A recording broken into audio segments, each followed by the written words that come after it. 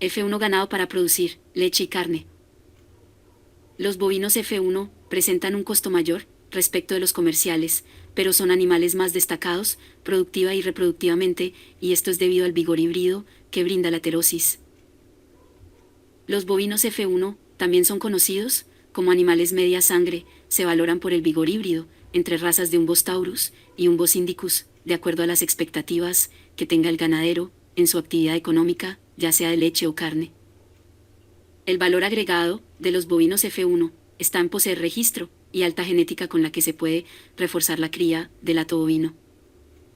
La gran importancia de los bovinos F1 es que presentan el vigor híbrido de razas entre una Bos taurus y un Bos indicus. Bovinos F1, ¿cómo obtenerlos? El F1 es uno de los códigos del esquema de cruzamientos que se refiere al cruce entre dos razas puras, es así como estos bovinos, también llamados media sangre, tienen 50% de genes de su padre y 50% de su madre.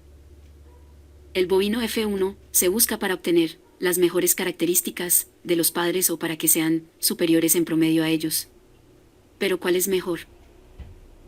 Todas las razas son buenas, por ejemplo, la raza cebuina Guzarat es el cebú más completo para usar en cruces con animales europeos, buscando bovinos verdaderamente doble propósito, por ser un excelente productor de carne y un cebuino con alta aptitud lechera. ¿Cuál europeo usar?